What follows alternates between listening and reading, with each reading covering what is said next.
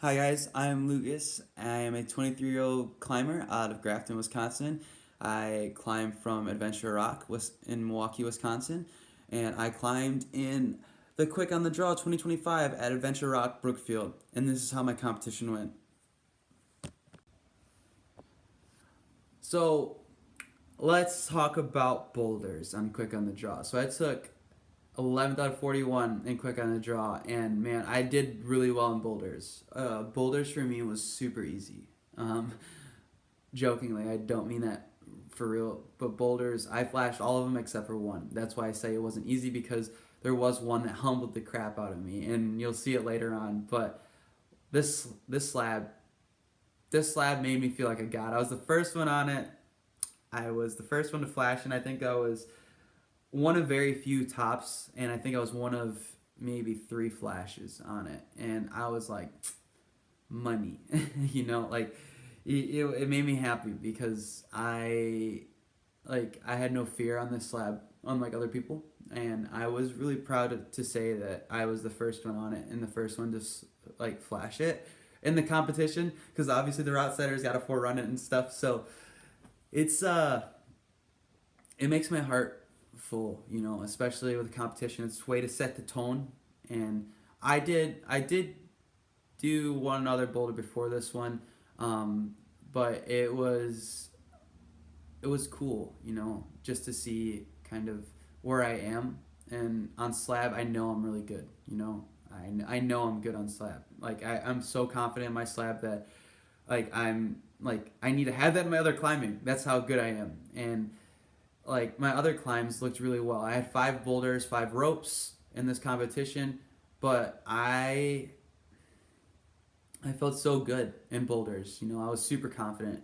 I knew I was gonna be having to make up some space in ropes, so I didn't put too much pressure on myself for boulders. But I knew I was gonna ace it, and boulders is my forte. And I really had fun with these boulders. And let's just say that some of these boulders were a little bit more tricky than I thought they were gonna do, but I still respected them. And I think that respecting them just enough where you don't over respect them, where you're like, oh man, this is not gonna send, that's over respecting it, and then we're respecting it enough where it's like, oh, I know I'm gonna send this. I'm like not gonna do like my route reading or chalking up, I don't need to.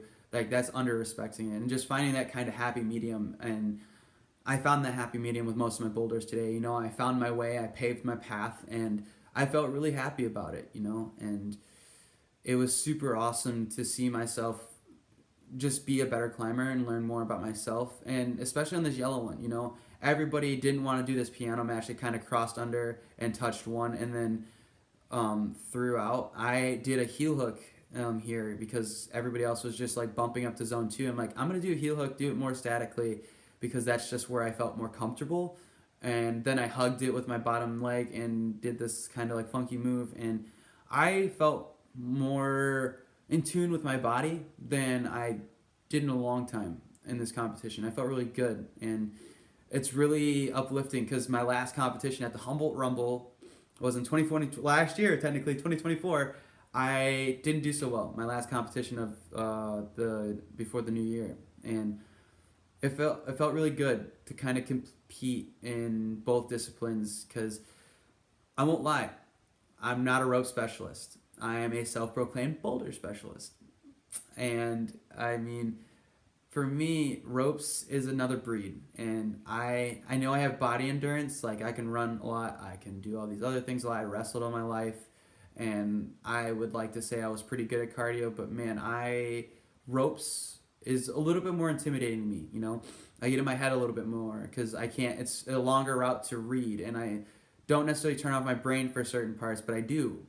Um, I do struggle with kind of staying focused in the moment of where I am, and especially on this route. This was my first route on ropes, and couldn't have been a worse one to kind of choose, because you see that sunlight was beaming me like I was an ant under a magnifying glass, and I was sweating so hard, and I forgot where my chalk points were. And actually there wasn't too many spots to kind of get any rest and find a good chalk point. And it, like, all these volumes were super greasy, like, or not all these volumes, but these 2 volumes were really greasy on this one. And I think there was only a few people that topped this one, and a lot of people were struggling to get the zone 5. So I wasn't too disappointed, but it could have helped me if I would have got to the top, obviously. But we live and we learn, and we move on. And I moved on to this yellow one. I took a nice, like the lines were so hard to get through, so I hopped onto this yellow one after like 20 minutes of trying, and I had maybe like an hour and a half, 2 hours left. And you're like, oh, Lucas, that's a lot of time. No, it's not. For ropes, it's so hard. Like, I'm so happy I got my boulders out of the way, but it was so hard to just get anything done because there were so many people. There was advanced men and women's competing, masters and men and women, and then paraclimbers, and it was crowded. It was really, really packed, and it was hard to move around. Like all the divisions, like masters and advanced was booked. Like there was 60 people in like that were able to register, and it was packed. Like that was the first division to go online registration, and masters was pretty full too. But let's get more back into this route. This route was really like pumpy. And the reason why is because these cylinder stalactite holds were really hard to find good grips on. You can crimp some of them, you treat some of them like a sloper, and the feet for some of them, they're at a downward angle or they're sideways at a slightly not favored angle. And it was just like, man, this is tricky. But this was my flash go, and I had my group, Alex, Jacob, John, and Matt cheering me on, and I had a lot of power, and I had a lot of just like help from deep within, like I had that spirit, from below. They were sending me spirit fingers, and I got so hyped, and I was so happy to get this route on the flash because I didn't want to do it, again, because it was really hard for me. And talking about hard things, this route, let's get into it. The orange slopers were all the way up, and let me tell you, these slopers were super, super hard. I don't know. It was just so hard. I think there was only like 3 tops. I only seen 3 tops. And not many people got past zone 4. I know that for sure. Zone 5 was really tricky, and I didn't get to zone 5. I touched it, but I know that I could have did better on this one. I definitely could have got zone 5 if I would have did another heel hook.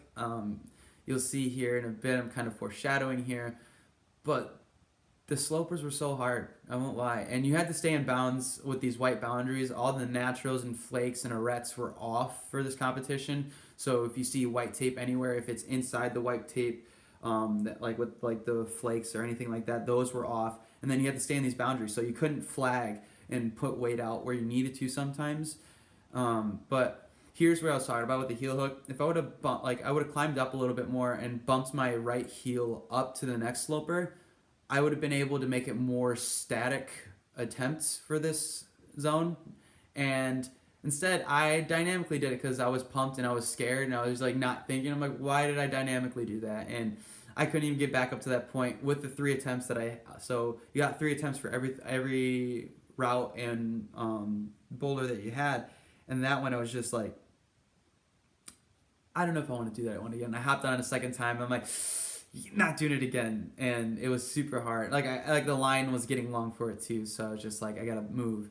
And this is probably the second hardest route for the ropes, and I wear Scarpa Furia Airs for my ropes, and I also wear Scarpa Dragos. So shout out to Scarpa. I'm a Scarpa guy, heart and heart. I'm thankful I wear aggressive and nice edge shoes for when I climb ropes, and the reason why is because of this route. And most people were wearing their ropes shoes, which are more vegan and more rounded and not as sharp an edge, but they also hold up more on rope. The reason why I say that is because these footholds, when I tell you they put slab footholds on a top rope route, they did it. These footholds were not great. They were very, very untrusting. You had to trust them to get up the wall, but they were hard to trust, let me tell you. And there's this part right here where my hands are. these are probably the worst handholds and set of footholds in the route, and it's just like they could not have made this more complex, and like that's the mini crux right there. And it's like, why did you do this, but that's why we learn, that's why we grow. And I was super happy that I grew and I learned, and I fought to the end on that route. You could see me trying to grab for another one, and I was super happy to learn more about myself climbing.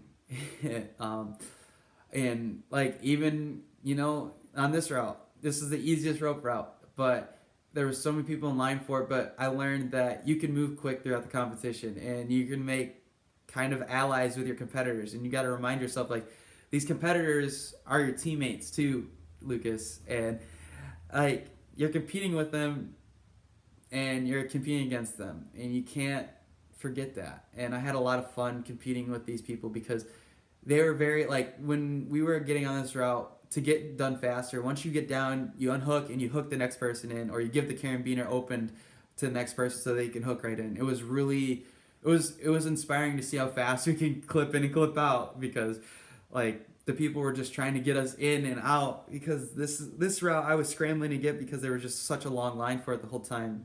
But it was awesome to see everybody work together. And even if it's the easiest route, at least it's people are working together. They're not unhuman. And as you see here, it was super fun. And like, the Masters men and women had a tiebreaker for first and second, and it was a hang off. And I was super happy they didn't do rock paper scissors, because that would have been so lame. They did that for one of my competitions, but I was super happy to see a hang off happen, and I loved seeing it for both of the divisions. And I couldn't believe it when I heard about it, and I was just like, this is really cool. It's inspiring to see people that are in the Masters division still climbing and having fun. There's my group, and here's the podium for advance. I wasn't up there, but I won't ever be up there because I'm going to be competing in the Open, and I hope to be there instead. So after my competing, I did judging. I volunteered as a judge, and here is my rail. I had 2 routes in my rail, and I had the easiest open route, which is a cave climb, which like, some people are like, how is it easy? Like, well, it's all jugs. And then I had the hardest recreational route, and it was fun, judging. And I had a lot of fun. I was really boisterous, and I just reminded people just to have fun with it. It was fun to be kind of a coach/judge. And this guy right here, that's Coach Theo. Shout out to Coach Theo Maza. He's a strong climber. He was in the Open, and he's on the hardest boulder in the division for Open here. And it was, I haven't touched it yet, but I've been told by so many people, this is so hard. And I don't even know, man. Like, I even hopped on some of the routes after the competition was over. Well, after the qualifiers were over, and I had to hop on the slab. Everybody was trying it, and I'm like, I could probably get to zone 2 on first try, and I did. So I was like, hey, yo, like, and then I was like, oh, getting the top is the hard part. Gotcha. And actually, getting my left foot on the volume was probably one of the harder parts. This next move was just really hard. There's a lot of body tension, and the toe hook's not very comfy all the time. And then this move that I am about to do, or try to attempt to do, is like a step through, like release the right foot, step through to dyno. But I'm like, I don't think it's gonna happen, so I match my hands back on zone 2, and I'm like, I gotta hold stable here, flex everything tight here, and then I start to like flag pull, and I'm like, oh no, and yeah. But I had so much fun, like I said, judging, and just reminding people that they like, be proud of themselves for showing up to compete, because not everybody does that. Not everybody gets the chance to do that, or has the cojones to show up, and I made sure all the recreational climbers remembered that, and I had so much fun. And finals was amazing, let me tell you. The 5 men and 5 women that attempted to beat Beta, which was the theme, kind of defeat Beta. Beta is the bad guy, the evil side. And let me tell you, like, some of my friends, this is great. She did an awesome dynamic move in her climbing. And then Coach Theo, I have on video next for the guys. I loved watching finals. I learned so much. And I know Grace took 3rd, and Theo, I think, took 2nd or 3rd as well. And it was super cool to see everybody climbing, and like we had droids delivering the trophies and stuff, and it was really awesome. And I encourage people whenever they compete to stay for finals because they can learn so much from these guys and women that are climbing. And I just love watching the atmosphere, and watching just people climb is amazing. So I just want to do a huge shout out to Adventure Rock. Thank you for putting on this amazing event for the last 25 years, now 26. And for my overall grade for the competition, I think I'd give myself a B. I think I'd give myself a solid B. Obviously, going back to the yellow boulder, could have done better. Obviously, could have, not should have. And obviously, for ropes, if I would have prepared a little bit better, I could have been better at that. But I gave really good goes on all of them, and I'm super proud of myself. And not many people remember to be proud of themselves, and I also need to be more proud of myself more often because of how far I've come and how far I am going into the sport. And like I say all the time, like, thank you guys for watching and supporting me. To whoever watches me, I'm gonna try to grow this YouTube as hard as I can, but it takes an army, and it's gonna be step by step, piece by piece. I'm gonna try posting a little bit more consistently. We'll see how it goes. But I hope you guys are doing well. God bless. And remember, just go out there and be dangerous. Not like dangerous, like jump off a bridge with no harness or anything, but dangerous, like go do something that you've never done before, and go do something that scares you, and that's legal. That's legal, but go do something that's going to inspire you to be better and make you proud of yourself, because that's what being human is, going out there and doing things that some people aren't willing to do. So thank you guys for watching, and I hope that you guys enjoyed my content, and God bless.